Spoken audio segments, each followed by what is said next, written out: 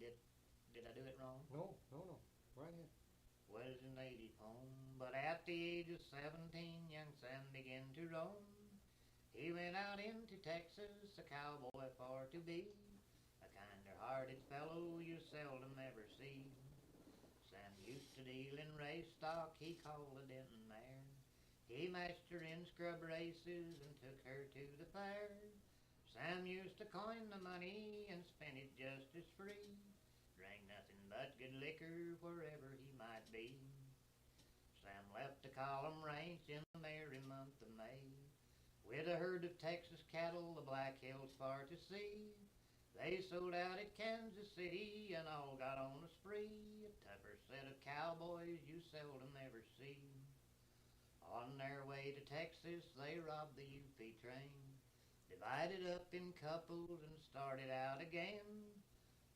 Joe Jackson and his partner were overtaken soon. With all of their hard money, they had to meet their doom. Sam Bass was soon in Texas, all right side up with Gare. Rode in the town of Denton with many friends to share. Sam's life was short in Texas, 3 robberies he did do. He robbed the mail, the passenger, express cars too. Sam met his fatal doom at Round Rock, July the 21st. They pierced poor Sam with rifle balls and emptied out his purse. Sam Bass was once a bandit, now a corpse of the clay.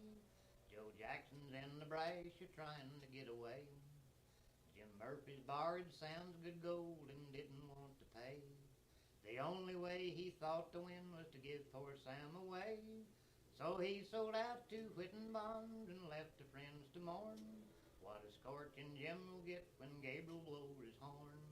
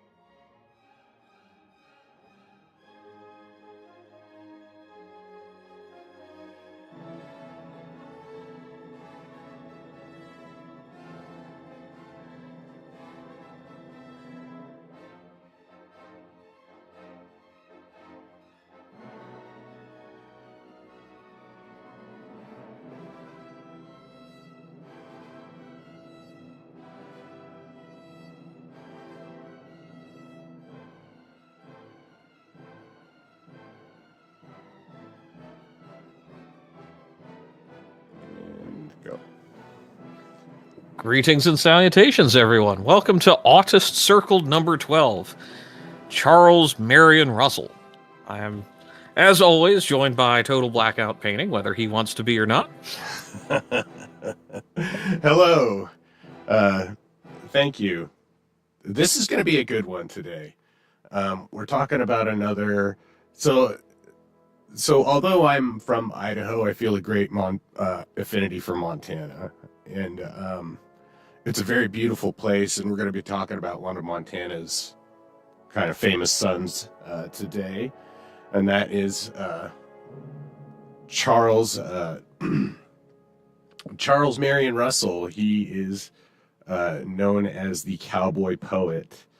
So first and foremost, we're going to jump into, first off, since we talked about art movements and timelines and stuff last week, we're going to talk about where he fits in here.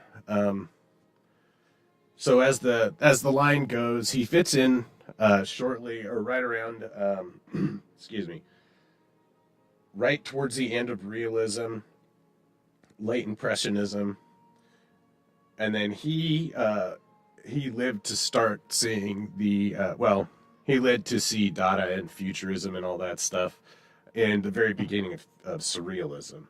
There was quite a few art movements through his life, but he fell kind of close to the end of the Realism period, and he's heavily influenced by Realism and Romanticism. And so we'll just read my little blurbs I have here. So the Smithsonian Journal of American Art says his vision of the frontier was both factual and elegiac, and a realism touched by yearning. So Russell's art style is widely considered to be frontier realism due to his realistic depictions of the West and the subjects. However, he infused his work with romanticized atmosphere and storytelling.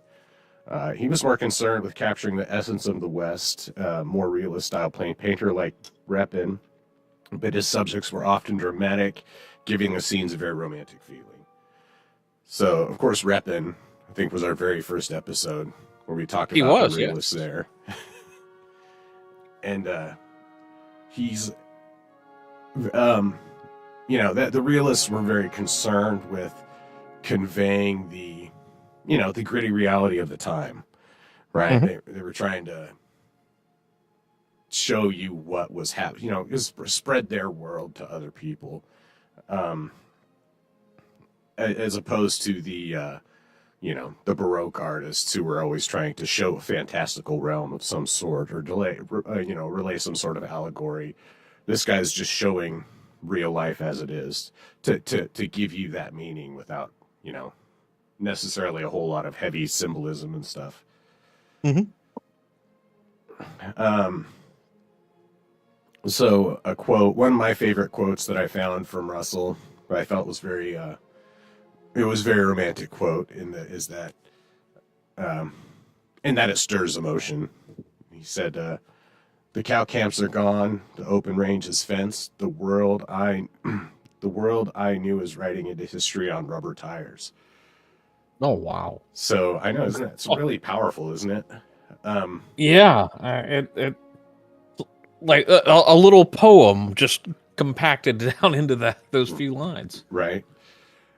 There was no, there weren't roads and telephone lines when he got to Montana. There were trails, there were horse trails, and there were wagon trails. There weren't roads. When he first got there. And by the time he had died, so pop over to him, Charles Marion Kid Russell. So he was born in 1920, he died in 1926. So by the time he died, he lived to see interstate highways being built across the country. He saw aircraft. Yes. That's the other mind-blowing thing. I don't think we emphasize enough, where he'd seen aircraft go from the Wright Flyer, this rickety thing, to in 1926. We're talking the early days of fighter aircraft. Yeah, that's something I think I would have a hard time reconciling. And then with him being born in 1864, um, not only the domination of the railroad, and then the automobile, and then aircraft, and lighter than air aircraft. Just one hell of a time to be alive. Yeah, yeah, for real. I don't think that we like. There's no analog between what we've experienced in our lifetimes. The technological changes we've seen in our lifetimes are nowhere near what he went through in his lifetime. What he went through in his lifetime was like, it was such a remarkable paradigm shift in human society that he lived through. And he realized that, and he did a lot to try to capture that on canvas, and to capture that world that he grew up in and that he was nostalgic for, the world that he loved that drew him to the West.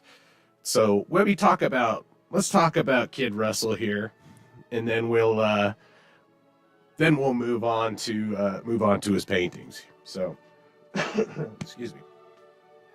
So first off, Charles Marion Kidd, they called him Kid when he was out in the country. Russell, because he was out there so young, which we'll see. He was born at March 19th, 1864, to Charles Silas Russell, who was a fairly wealthy merchant. Not like, he wasn't mega rich, but they were middle class. And Mary Elizabeth Russell, they lived in a comfortable middle class household in St. Louis, Missouri.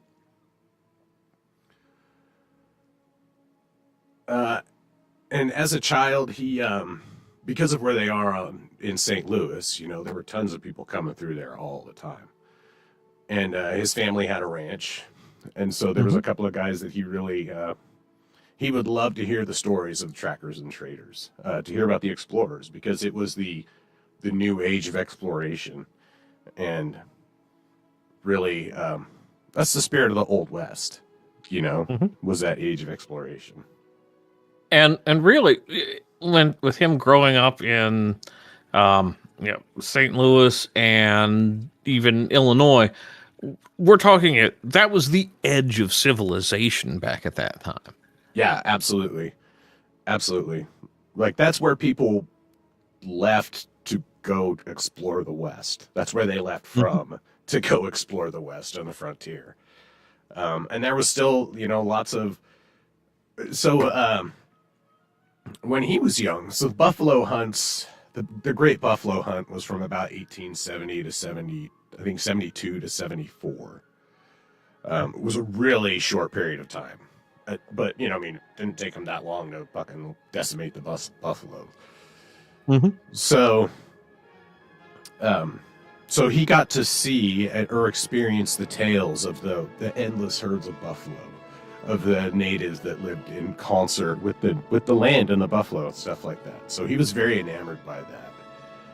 And as young as 8, he was carving animals from clay and whittling horses from wood. He was always incredibly talented. He's not just he wasn't just a painter. He was also, a sketch artist. He was also a sculptor. He did a lot of bronze works and stuff. We're not going to be talking about those today because it's hard to get good pictures of them. And I wanted to focus more on his painting, but he did a lot. So day school, where he studied drawing for a little bit under a local artist named Edwin F. Bear. But he just didn't, he just didn't care about, it just didn't fit him. Like, the formal education just wasn't for him. So in 1879, at the age of 15, he left school with his parents' very reluctant consent and left the Judith Basin, or left for Montana with one of his family friends who had been telling him about all of the family friend who worked on the ranch. And this guy had been telling him all these tales. And so he left with him to go back to Montana, go out basically on the trail, become a cowboy. And they went to Montana, out to the Judith Basin. And ended up there. And then from 1880 to 1882, he lived with Jake Hoover, who was the frontiersman the aforementioned frontiersman was Jake Hoover. Okay. They lived near Utica, Montana on the Judith Basin in a log cabin. And he described these as the happiest years of his life. And I think it's because he was so young. You know, I mean, he's 16 and 17 at this time. He's still young. He hasn't had to become incredibly kind of dealing with humanity in its most natural state, which is pretty terrible. Yeah. He didn't need to be. He was kind of carefree, you know, and he spent that time just sketching and drawing, and he started learning the languages from the local tribes out there. He spent time with the Blackfoot, the Blood Indians from the Blackfoot tribe or Blackfoot Nation. He ended up spending time with them, learning their customs, just being really,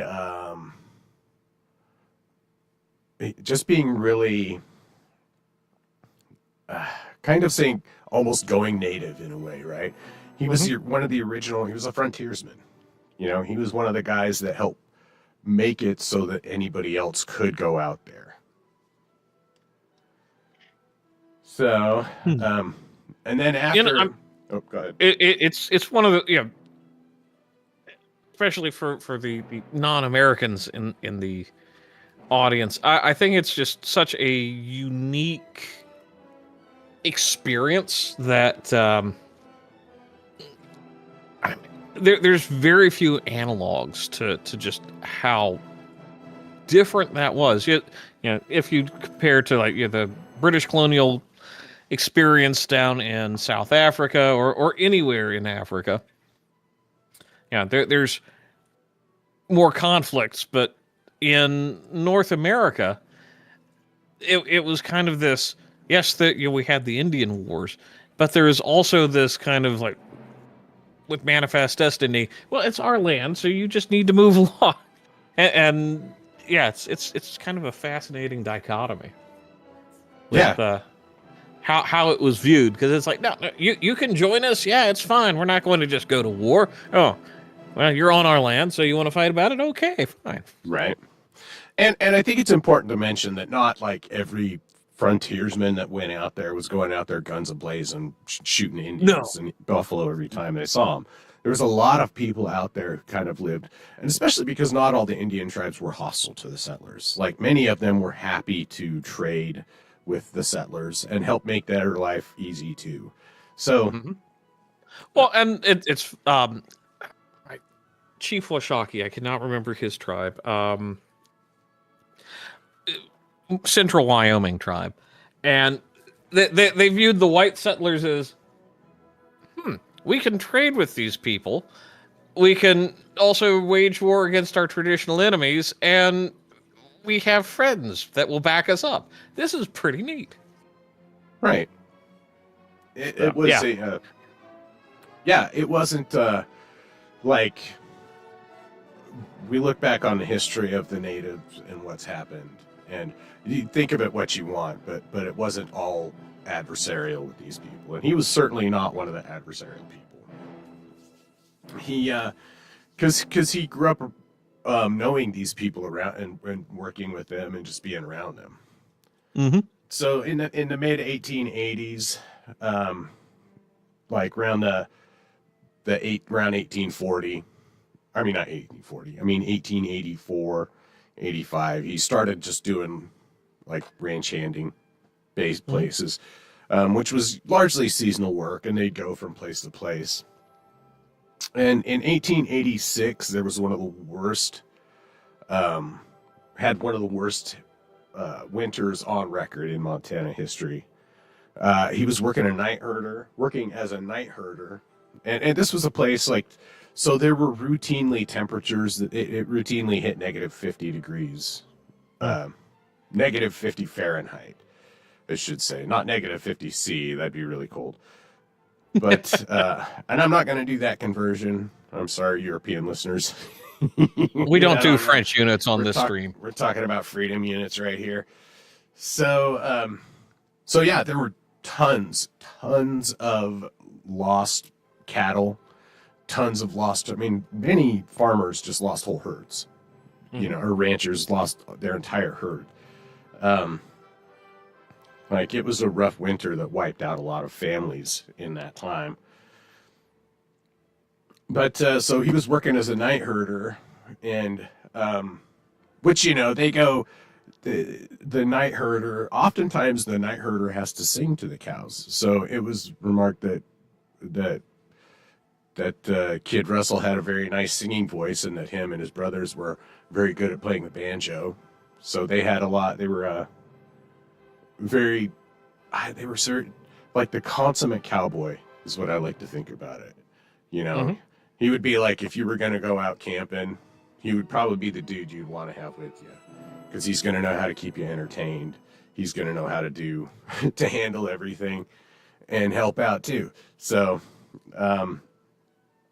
so anyhow, the owner of the herd was a kind of absentee, you know, and he sent the foreman a letter asking for a response, and in response they mailed back a painting that he had done, which will be the first one we talk about. We're not talking about it yet.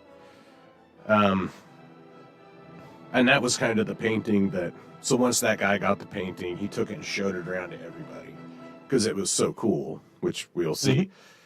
And it was kind of what really gave him the moniker of the Cowboy Artist.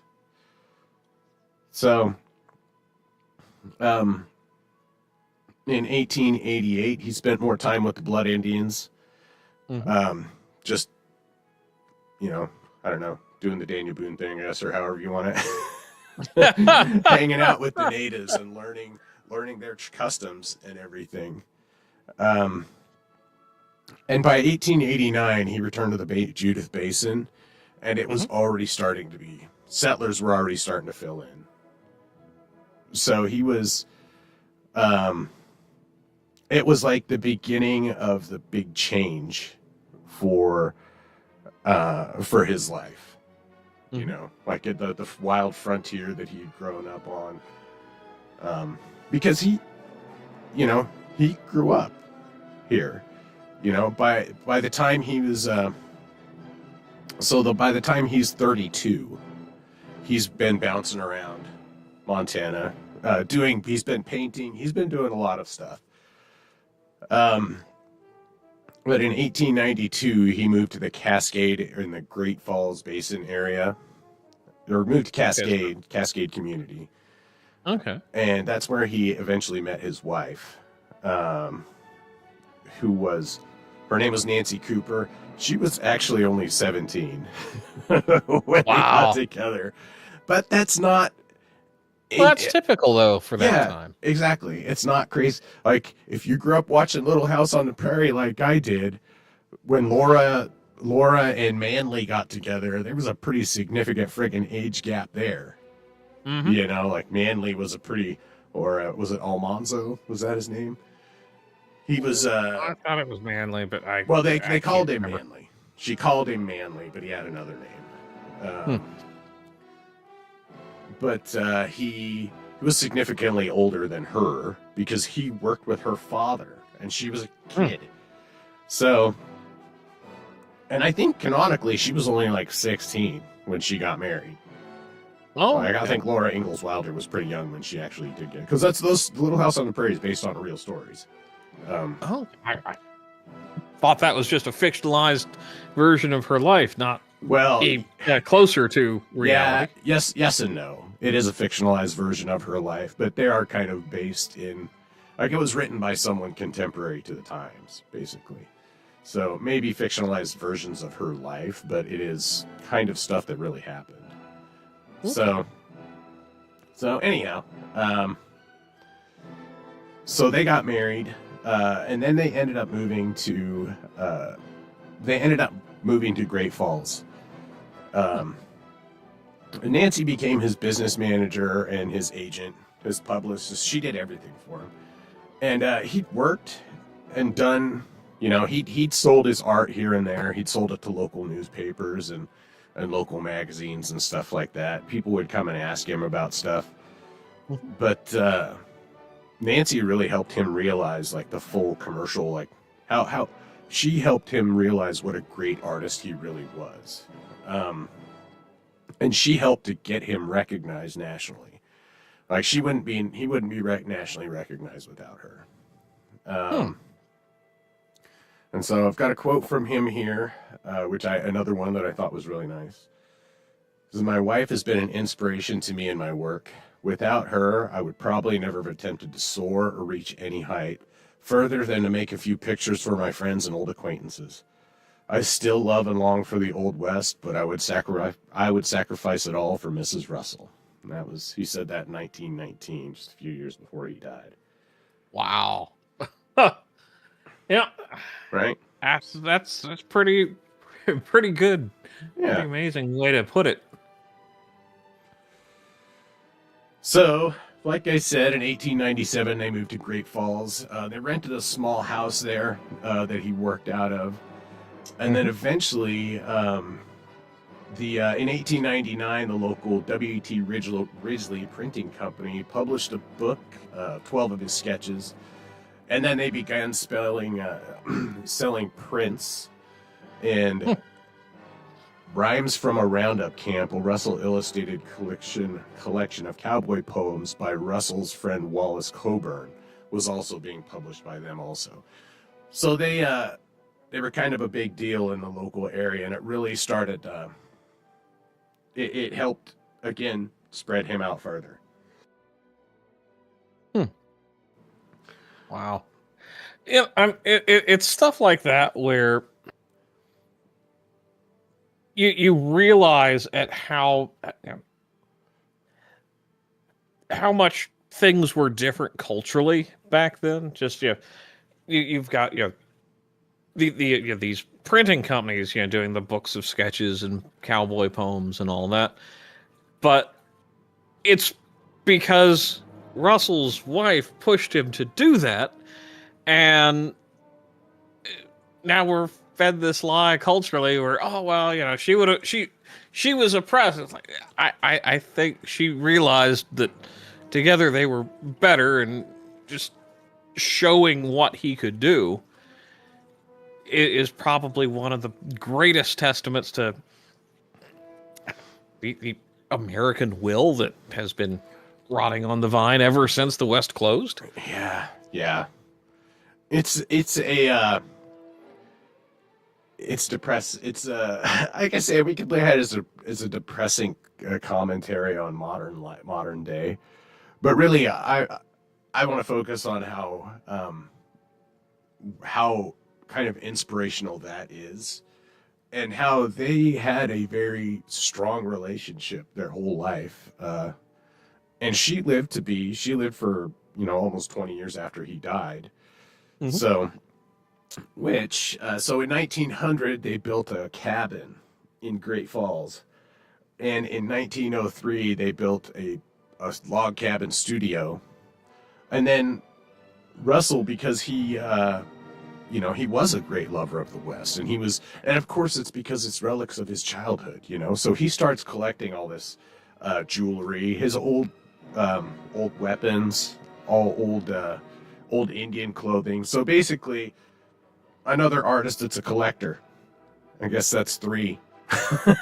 Yeah, four. It is. How many have we talked about? It's Jordan's, Rembrandt, Russell. I'm sure you could too. So, yeah. So that's four at least. Yeah. So, but he, so this log cabin where they built is actually now it's called the Charles Marion Russell Museum, the C.M. Russell Museum. It's still in Great Falls, Montana. I mean, of course, they've expanded on it. Mm-hmm. But it was one of the first. It's not one of the first, but it's a Western Heritage Museum, talking about Western history, the Old West, not like Western kind, but like the Old West. Talks about Old West history, the Wild West. It's not terribly far from me. It's actually less than a day's drive from me, and so I'm very, after going through all this, I'm very heavily considering making a drive up there next summer just to see it. So, as one should. Yeah. So in October of 1903, they actually traveled to St. Louis because they were meeting up with officials at the Louisiana Purchase Exposition, which was a big art exposition. And he was hoping to get some work in there.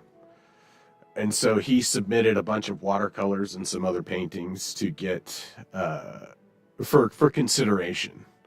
And then in New York, in December of that, they traveled to New York. So, again, they're not like flying, Yeah, we're talking probably a couple days ride to the railroad head. Yes. And then go by rail. Yeah, they're probably catching a coach to the train station and then going from there, which is, days travel. So, while he's in, so that's over December. They stay there for 3 months in New York. I mean, because of course, if it's going to take you a month to get somewhere, you're not staying for a friggin' week and coming back. No. It's not like, hey, I'm going to go grab a hotel for the night and I'll be back home tomorrow morning. Right. No. Right. Yeah. So they're in New York for 3 months. And so while they're there, he gets introduced to the owner of the Romans Bronzework Foundry in Brooklyn. And he would go on, those guys would go on to cast most of his works in the future. And if you look at the museum pieces, that's one of the things they used to authenticate back to him is the metal, the bronze. They came from this Roman bronze works. One of his first pieces was called Smoking Up. It was a cowboy on. I should have taken a picture of it to put it in here, but I didn't. It was just a picture of a cowboy on a sculpture of a cowboy on a horse that's bucking up, and he's got his gun in the air. And it's a really neat little statue, but they, he was carving them in wax, and then they were cast them in bronze, so he would have a cast. And so they would cast several of them, and one of them, those actually ended up with Teddy Roosevelt. Mm-hmm. And then later that year, he also found out that a bunch of his stuff that a few of his works were accepted into the Louisiana Purchase Expo. Oh, nice. Which is that's kind of a testament because that's where he came from, and that's his hometown. Yeah, exactly. And so they go back home for a little bit, and then in 1905 they come back to New York, where he makes a whole bunch of other sculptures. Russell did over 4,000 authenticated pieces during his lifetime. Wow. He did a couple dozen sculptures at the very least. He did quite a few. He was an incredibly prolific artist. So let's see. So from this point on, like he never lived outside of Montana. Once he moved to Montana, he never lived outside of it, and he never really wanted to leave it. He loved Montana. And having been there, I understand why. It's a beautiful place, and having, oh yeah, he must have had such an intimate familiarity with it. But then he was a really popular person in the region. And when he was just a really popular person in that area, of course, because he was so talented and well-liked and well-known. So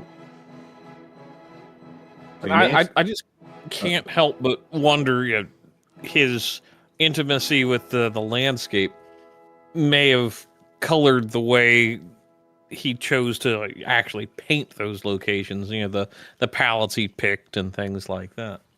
Oh yeah, absolutely. So Nancy managed the business side of things, which allowed him to focus on his work. So she was the one reaching out to the museums. She was the one reaching out to the magazines. She was the one doing all that stuff, which, you know, that's awesome. Yeah. That's awesome. That's super helpful.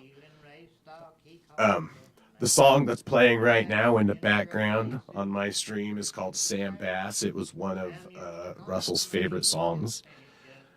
Because, of course, being a cowboy, they didn't have records. You know, the songs that they loved were the songs they could sing, or the songs they could listen to other people sing around the campfire.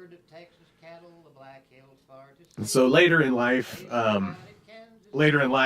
we'll see his subject matter started to change from a true capturing of what is of the realism of the West to a more romanticized version of what the West was. And in 1926, Kid Russell passed away in Great Falls as a local legend and a hero. The day that he died, not the day that he died, but the day of his funeral, they let the school out, and all the kids and everybody lined the streets to watch. He was pulled to his casket was pulled to the cemetery in a glass stagecoach, and you know, he was well venerated and much loved. And you can tell that there's so much information about this guy, of course, because it's not that long ago. This is in living memory for some people, right? I mean, not many people, but still some people. So it wasn't that long ago, and it wasn't hard for people to get firsthand accounts of his life. And then also, he was a very gregarious person in life, and so he had no problem telling stories about himself or his life growing up. So there's lots of information out there about Charlie Russell. A great artist, a great man. And with that being said, we're going to move on to the first painting we're going to talk about, which is the aforementioned Waiting for a Chinook. So this is the painting that was sent back to the rancher as a report. And it depicts, it was painted in 1886. We'll just get the numbers out of the way. 1886. It's 13 by 20, so it's regular size. Watercolor and gouache on paper. Painted when he was 22 years old, and it's currently at the C.M. Russell Museum. The caption reads, "Waiting for a Chinook, the last of the 5,000. So Chinooks were a warm wind, a warm Pacific wind. So it's saying we're waiting for a Chinook, and then this is the last of the 5,000 head of cattle right here. So it's basically this picture saying we're waiting for it to warm up because this is the last cow. This is the last of your head of cattle. This is the last of your herd. Which I think is, like, if you're asking, like, hey, how's it going out there? And you get this picture back, with the wolves circling the lone cow. They're coyotes. They're coyotes. Oh, okay. Yeah, because they're scavengers. Yeah. Right? Yeah. If they were wolves, they would be attacking it. They're waiting for it to die. They're circling. That's even worse. Yeah, yeah. So Russell talked a lot about coyotes, and of course because coyotes were kind of a nuisance to the ranchers and the farmers in the West, and the cowboys in the West, definitely. Let's say Russell was working as a night herder, as I already said, for the O.H. Ranch near the Judith Basin. The ranch's foreman sent word to the absentee owner, Stuart Coors, in Helena. But instead of writing a letter, he sent this painting back as a report. So this is quoted as the painting that made Charlie an artist. Which I typed, that's a typo in there. Fix that in the presentation. The painting that made Charlie an artist. So yeah, this was it was one of the ones that came out and said that came out. Like he painted this while they weren't like out in the open range. They had a ranch house and shit, you know. It's like, but he painted this in the middle of the winter. you know, and it's not like it's subject matter where they're models.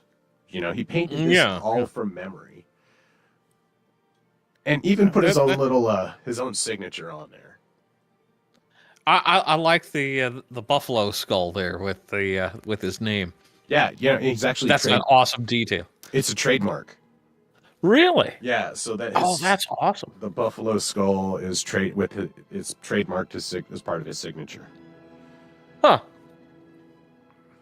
So, with that being said, so this is depicting the realism, right?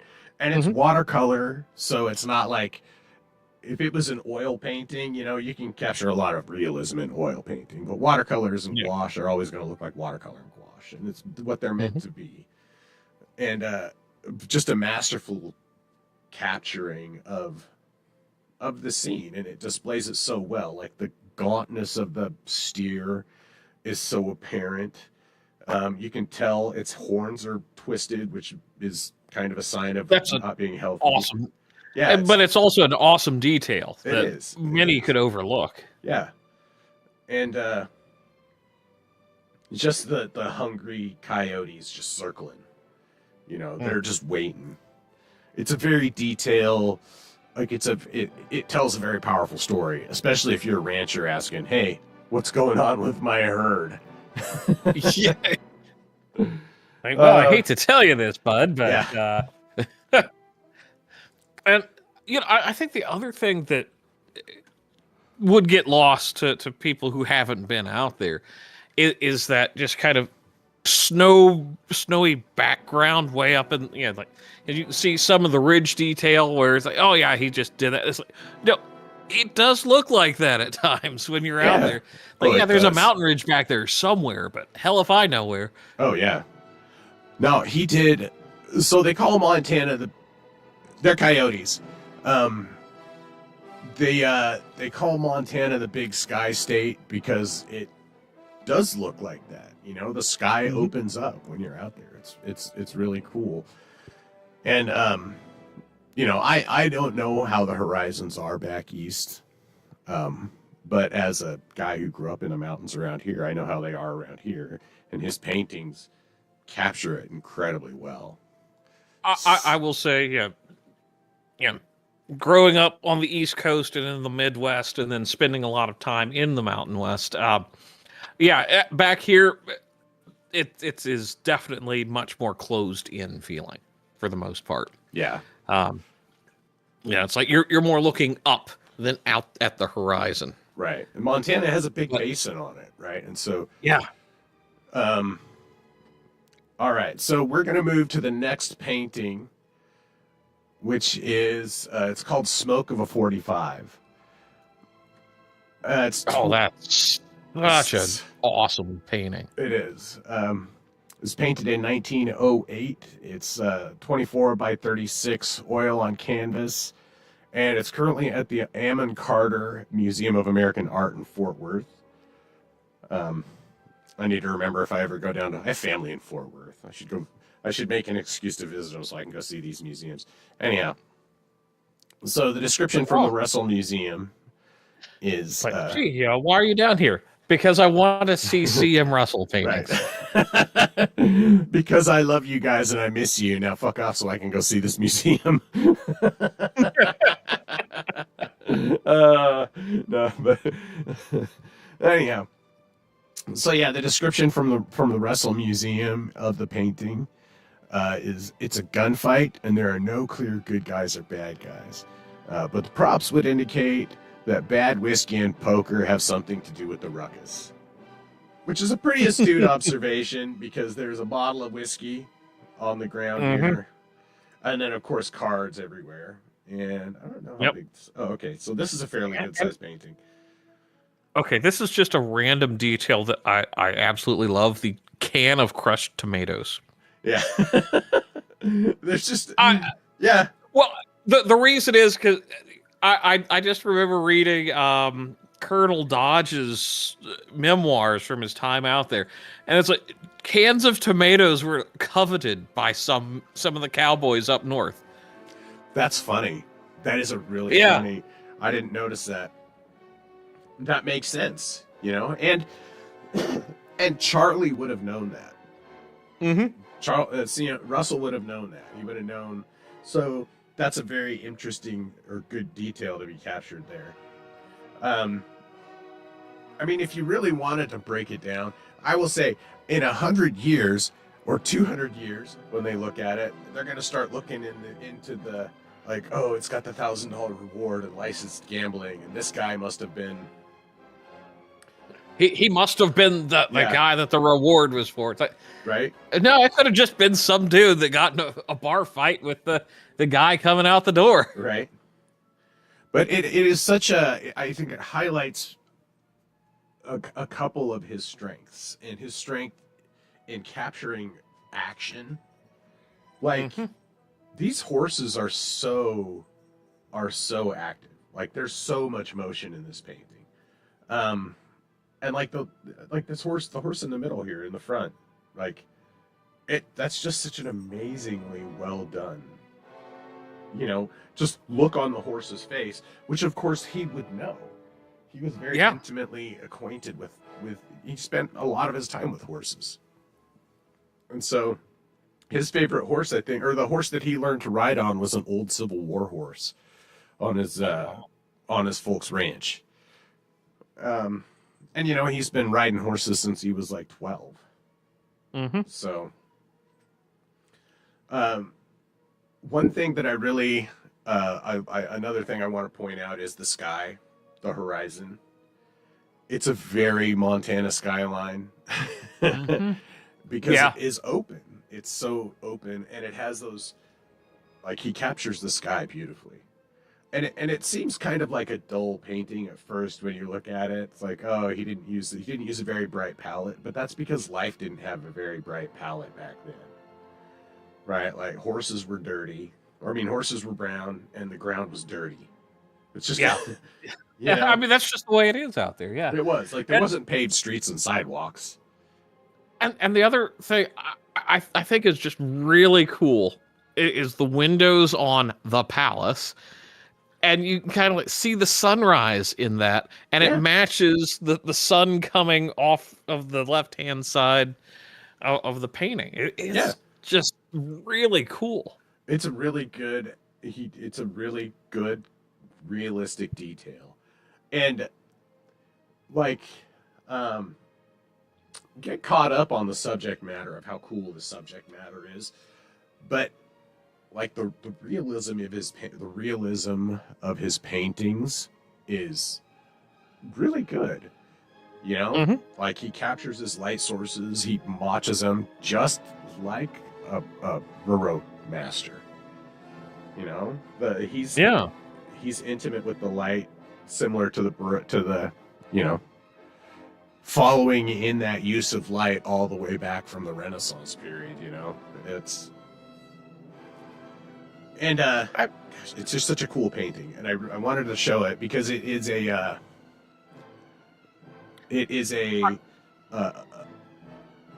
really powerful display of his ability to capture not just realism and motion, but an actual likely scene from the West, right? Like this, you can think of this as kind of romanticized, but it's really more realistic. You know, like shit like this did happen. You know, well, and something else to kind of note, just like the physical closeness of the subjects in the shootout is much more realistic than the guns at dawn in the center street and that you're half a block away. It's like, no, this was all up close, very intimate, very personal, and this captures that. It captures everything I've read about what actually took place. Yeah, it brings you into the action and puts you right there.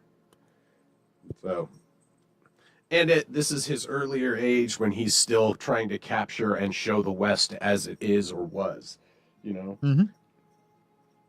So, we'll move on to the next one, which is kind of the beginning of a more reflective period for him as he was getting a little bit older.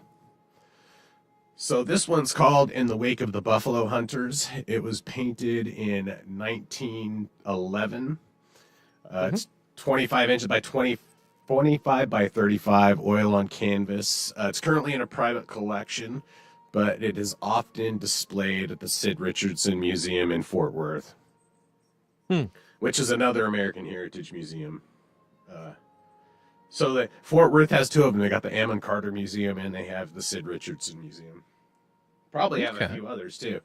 So, like I was saying previously, the Great Buffalo Hunts happened from 1872 to 1874, decades before this was painted. But it was while Russell was growing up. You know, he was not. It was prior to him.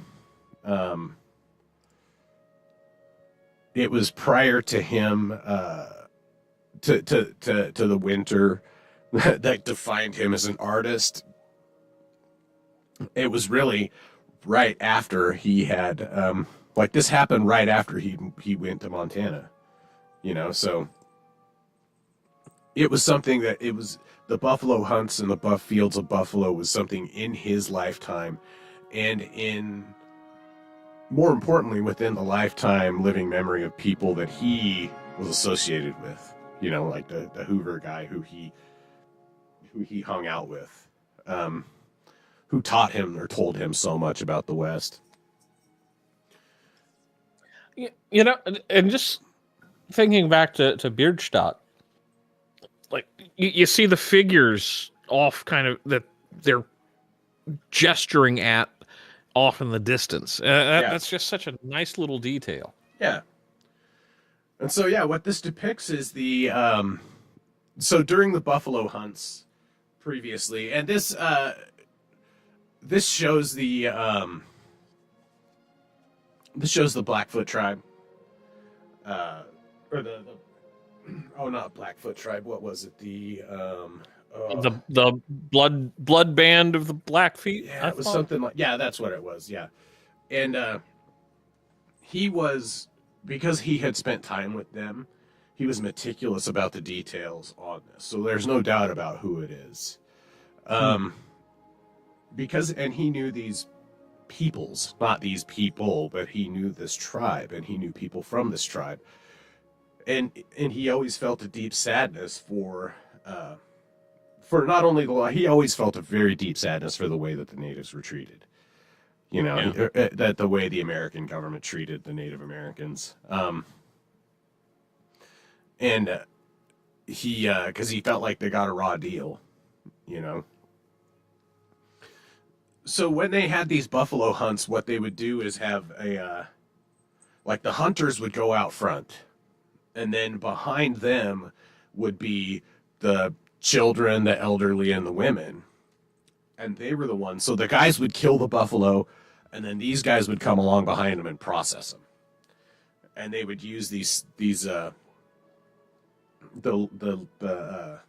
sticks. They would pile those up with fur and meat and everything, and then that's what they would use that's how they would haul them back to the camp, or haul it with them wherever they were going. They were famous for the travois system. Yeah, that's what it is, the travois. That's what it was called. Yeah, so they would, they would pile up the stuff on there and just keep going. So the hunters would go kill, and would kill and move on, and then these people would come on and gather it and take care of it. And then at the end of the day, they would all settle down. And so that's what this is depicting, is the people. So the woman up front, they have children on their back. You know, the two women at the front, they have children on their back. You see the buffalo. I would assume that's the hunt going on in the far distance, with the dust getting kicked up back here. Mm-hmm. They have dogs with them, which I think is an interesting touch. Yeah, and I have to wonder, you know, because of his intimate knowledge of the blood band of the Blackfeet, like the beadwork on some of this, was this directly their style of beadwork? Yeah, it was. It's accurate to what the tribe is. Of course, because they all had different. It's kind of like bead patterns. Yeah, it's like Crips and Bloods, you know. Yeah, yeah. I was going to say Pun like intended. Scottish tartans, but Hey. potato, potato. Yeah. And again, you see his signature on it, and, Mhm. and it's got the buffalo skull on it, which is another. It's on all of his paintings. So again, with the big open sky, and you're not right up in the people's faces. You're sitting back a little bit. Mhm. You're part of the scene, but you're still observing it at a respectful distance, and you're observing this. You're observing this beautiful culture, or this culture that he so admired. You're observing it with reverence, you know?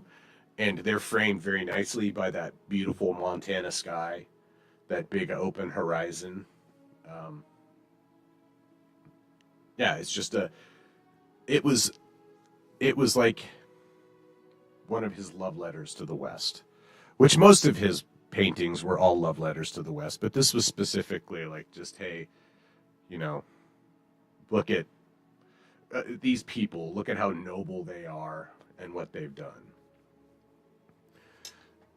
And so with that being said, he's moving on. He's getting a little older in life. We'll jump to the next painting, which shows, this is more showing the shift from realism to a more romantic or romanticized image. And this one is called When the Land Belonged to God, which is just such a amazing title for a painting, I think. You know, the landscape is just amazing. This is like me waking up on a camping trip and little bleary-eyed looking out, exactly what this would look like. yeah. It's just such a gorgeous landscape. Oh yeah, it's that open Montana sky again. Mm-hmm. So this one is pretty big. It's 40 by 60. It's currently at the Gilcrease Museum in Tulsa. And this was painted when he was 50. So again, like in 1914, by the time 1914 had rolled around, you know, there was paved roads in a lot of places. They're not like the automobile was taking over, but cars were coming around. You know, people had flown. There was radios everywhere. You know, there was electricity. You know, there was a lot of stuff that in 1919 that he could not have conceived of in 1870. And so this painting, you know, as he's getting older in life, or older and more nostalgic, it really, because it has that low sky. There's a low horizon with a really open sky, with that beautiful Montana big open sky. So yeah, by 1914, Montana had transformed from, I'll read my blurb here, a wild frontier to an industrialized area with railroads and telephone poles. He painted this as like an elegiac and nostalgic tribute to a time before modernity had touched the West. And that's reflected in the title too, When the Land Belonged to God.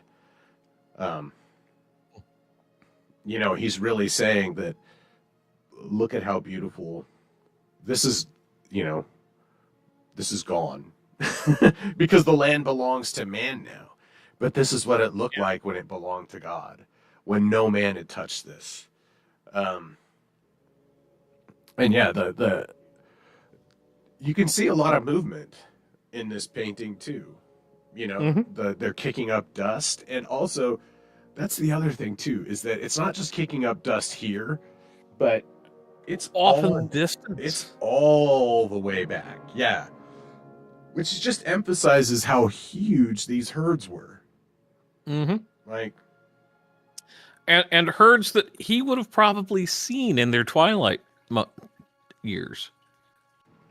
He might have seen some, I think by the time not to the great herds, but some of the larger herds that were still operative and then still being culled, unfortunately. By this time, most of the herds, actually by the time he'd moved out to Montana, most of the herds had been wiped out, and the larger herds were only down in Texas.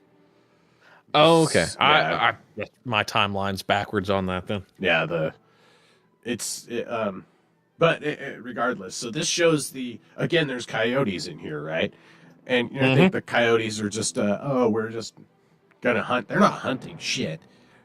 They're scavengers. They're waiting for someone to die, and they were always around, which he talked about, and which is how I know the other ones were coyotes. It's how all artists, most of the artists know that they're coyotes, or the art historians know they're coyotes, because coyotes were pervasive in the Old West, Montana, everywhere. Really. Hell, coyotes are still pervasive here in Boise. They're an invasive species here in the East. They're a nuisance, dude. And I've seen anywhere where we have access to canals that have access to the rivers that go out back up to the hills. I've seen pictures of people with coyotes in their backyards around there. And I'm like, that sucks. That's terrifying. I want to let my dogs or my cats outside if that's how it is. That's fortunately nowhere near me, but coyotes are friggin' everywhere.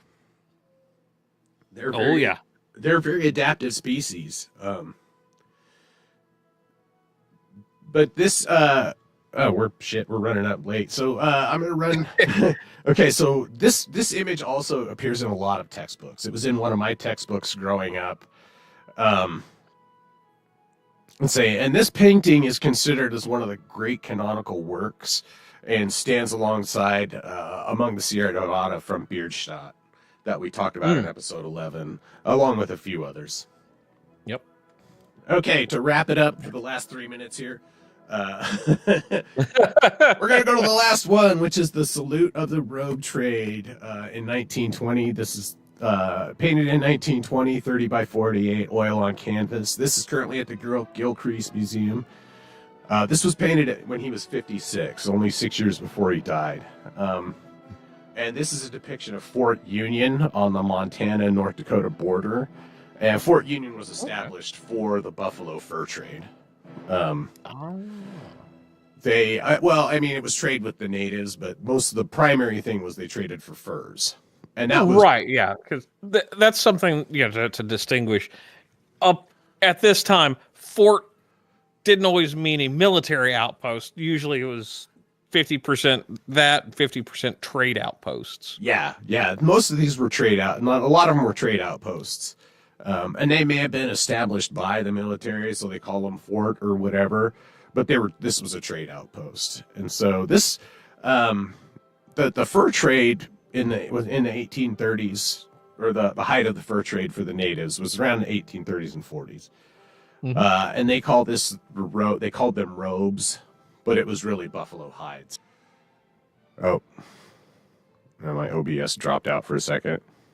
Uh-oh. Yeah. Reconnection successful. Okay. I don't know what it did. Or if my OBS died. It Tylenol'd out. Yeah. Okay. Anyhow. We'll finish up here. So, it shows the natives writing. It doesn't specify who it is, but the horse gear matches the Blackfeet tribe of the Assiniboine, from around that time period. And they called it a salute because they're firing their guns into the air, which is something they often did to salute things. Of course, because they're not firing in an urban environment where they have to worry about the bullets coming down. I doubt very few people died from bullets. It was a big open area with not a lot of people. So yeah. And there's that old tradition, and I guess it still kind of exists. I've seen it in some survival manuals, like firing 3 shots in quick succession when you're in distress and someone's nearby. Yeah. I don't think that's what this was necessarily. No, but my point is Obviously, but yeah. firing off guns at the time, where it's like it's utilitarian. It carries a long way. Right, yeah. I mean, they still do it a lot in the Middle East too. Wedding ceremonies. Yeah. Anyway. Yeah. So this is a painting done later in life, kind of to show another tribute to the West that's gone. Like this way of the West was 100 years in the past almost 100 years in the past by the time he painted this. It felt so distant to him, but so near to his heart that he had to paint this just as a salute. And again, it features the same beautiful big Montana big sky. And right, and I think this is it the Columbia or the Missouri River? It's the Missouri River. But it's a beautiful painting, and it really it makes you long for, at least me, it makes me long for this time in a way. When things were kind of simpler, when things were more. It was about survival. It wasn't this facade that we have to put on every day. It was, you go out, you survive, you make more than enough to get through the winter, kind of a thing. So at least you hope you do, and then you start the cycle the next year. That's right. It's a hard life. There's no denying it, but it's also a very poetic life in a lot of ways. Yeah, I believe so. But with that said, we've hit our time. We're up against our time, so we'll have to cut it off here. Thank you. Thank you for coming out, Bleach. Thank you guys. Everybody was in the chat. Paul Campbell, Arden, Mel. User has been banned. LGM. And Fab Daddy dropped by too. Nice. So thank you to everybody who came out. We will not be back next week. We're going to be taking a break. Bleach has some stuff to do. The week after that, we will be back with another one of Montana's favorite sons, F.J. Haynes, the official photographer of Yellowstone. And man. I'm glad we had that discussion about getting into photography, because this is going to be fun. It's going to be a good one. So that's in 2 weeks, folks. Don't miss it. Thank you all for coming out. We love you, and we will see you next time.